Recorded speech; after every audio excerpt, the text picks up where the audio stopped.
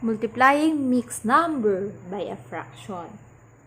May mixed number na tayo, multiply daw natin sa fraction. So, ano bang gagawin natin?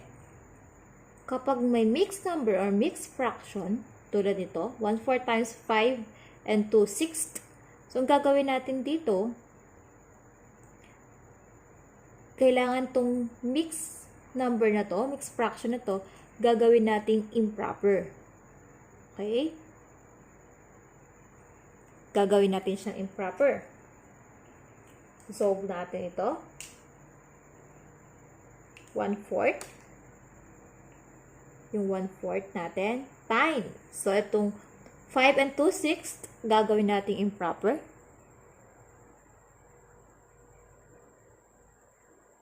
Paano ba yun? Para gawin natin itong improper, gagawin natin denominator times whole number. 5 times 6 equals 30 and then plus 2.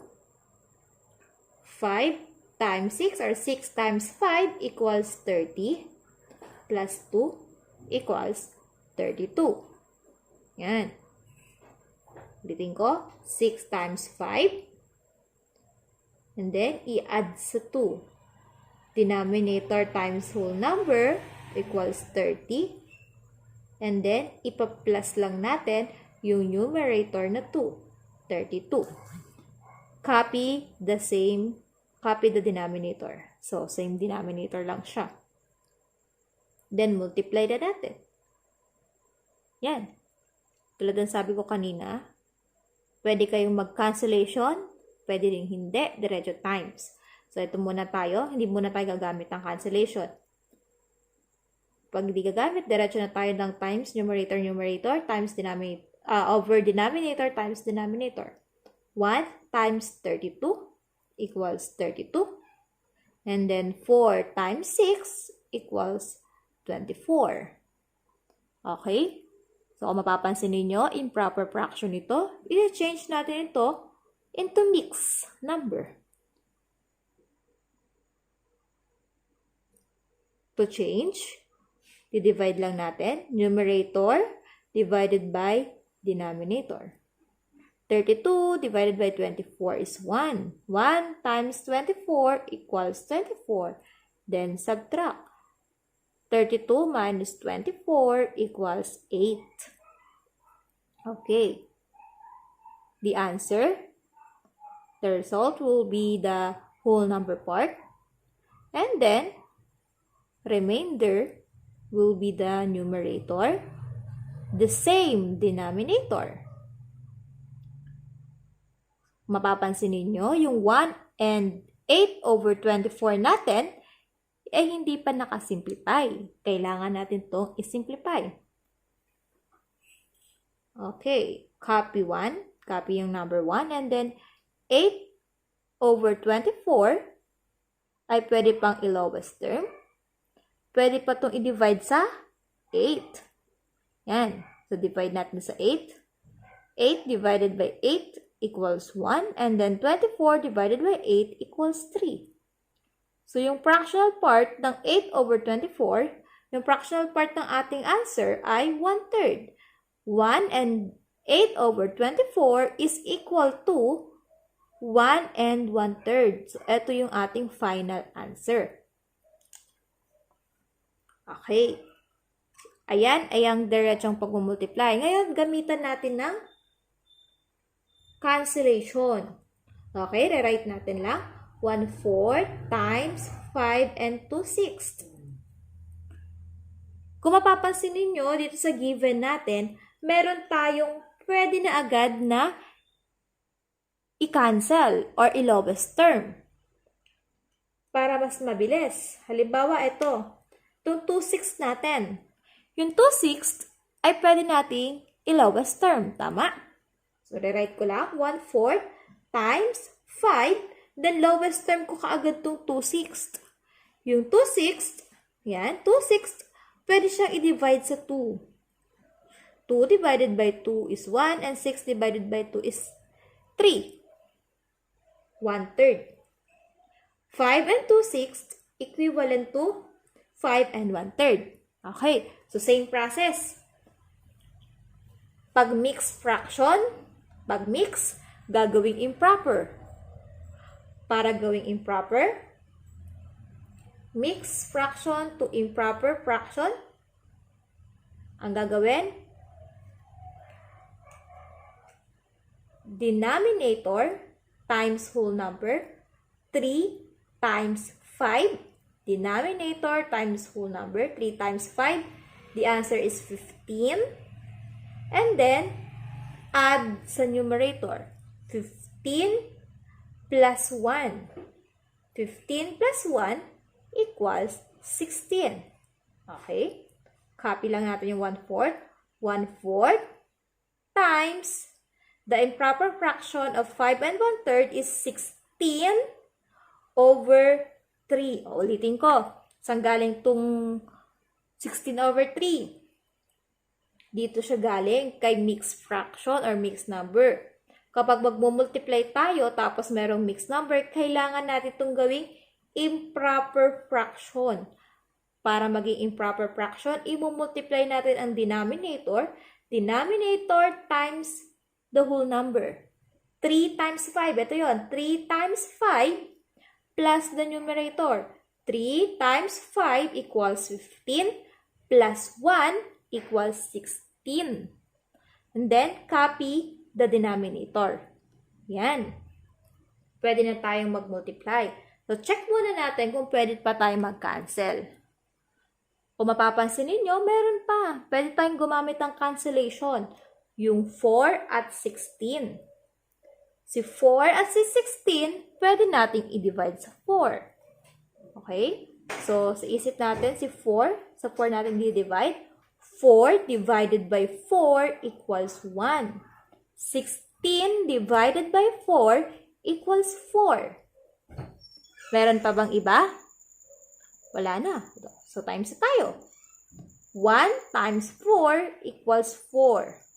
1 times 3 equals 3. 4 over 3. Ngayon, para sa ating final answer, naka-improper fraction siya. So, kailangan natin itong gawing mixed fraction. To change into mixed fraction, divide lang natin. 4 divided by 3 is 1 and 1 times 3 equals 3. 4 minus 3 equals 1. So, tapos na.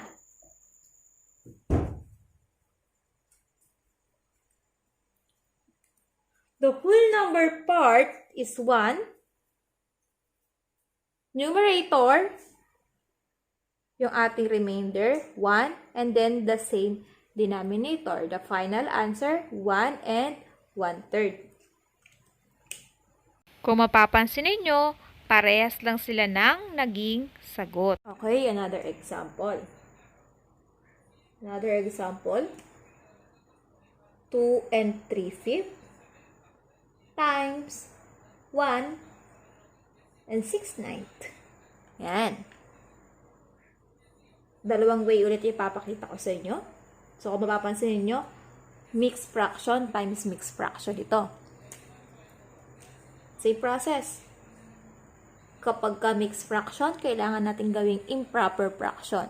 So, yun yung lagi nyo tatandaan. Pag multiplication of fractions, kapag naka-mixed fraction ito, kailangan itong i-change into improper fractions.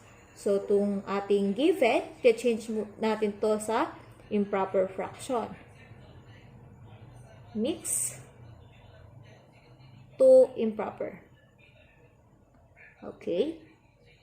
Tandaan, mix to improper, gagawin lang doon, times and then plus. 2 and 3/5.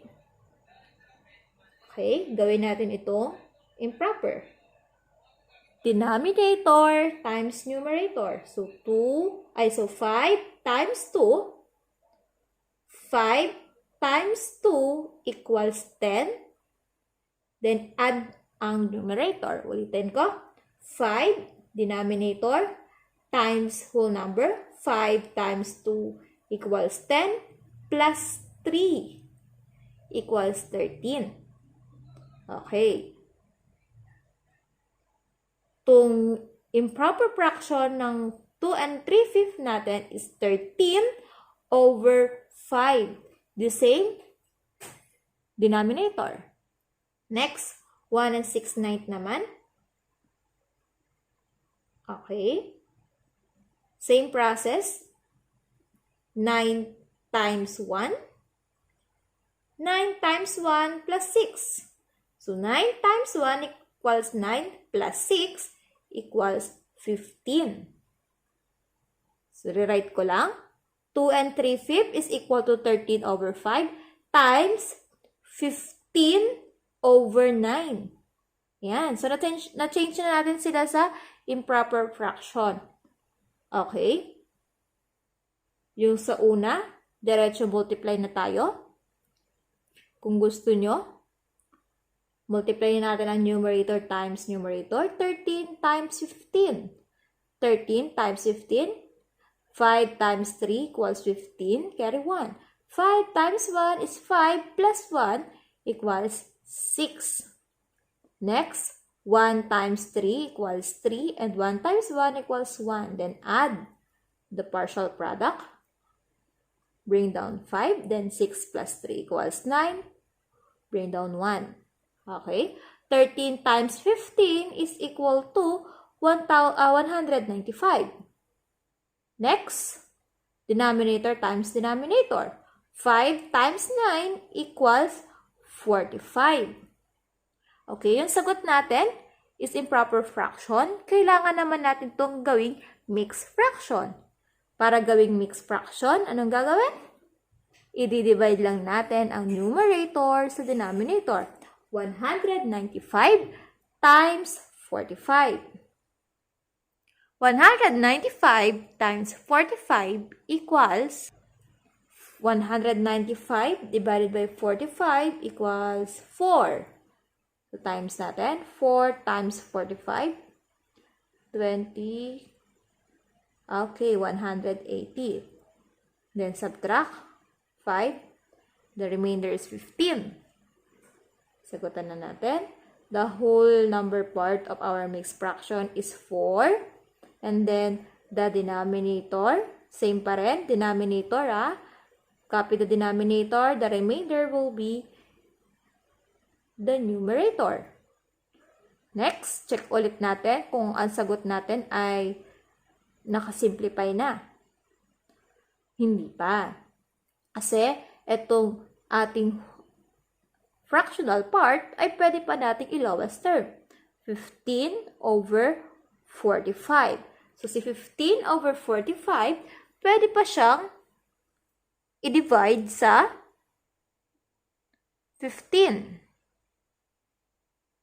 Yan. So, 15 divided by 15 is 1 and 45 divided by 15 equals 3. 15 over 45 is equivalent to 1/3. Okay, lowest term na natin. Sulatan natin siya para sa ating final answer. Copy yung whole number 4 and then 1/3.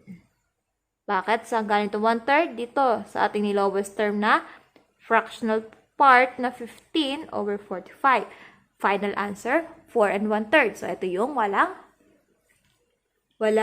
cancellation. So, gumamit tayo ng cancellation. Okay. So, gumamit tayo ng cancellation. Same process lang. Itong ating 2 and 3/5 times 1 and 6/9 equals. So, kopyahin ko lang. Itong change natin. Same process ka. I-change natin itong mixed fraction to improper. Ito rin yun. 2 and 3/5 is equal to 13 over 5 times 1 and 6/9. 1 and 6/9 is equivalent to 15 over 9.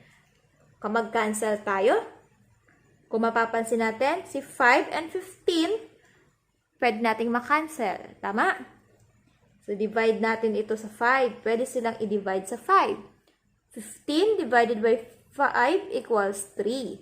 And 5 divided by 5 equals 1. Okay. So, tingnan pa natin. Meron pa ba? Meron pa. Si 3 at saka si 9. Si 3 at saka si 9, pwede pa natin itong i-divide sa 3. 3 divided by 3 is 1, and 9 divided by 3 equals 3. Meron pa ba? Wala na. Then, multiply na natin. 13 times 1. So, times na kay 1 kasi kinancel na natin sila, ha? 13 times 1 equals 13. And then, 1 times 3 equals 3.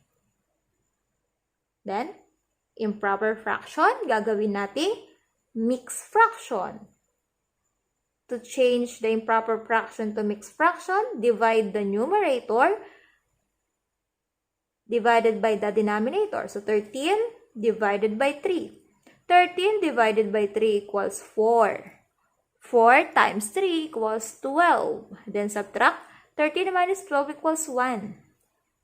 Now, para sa ating final answer, the whole number part equals 4 is the result. So, 4.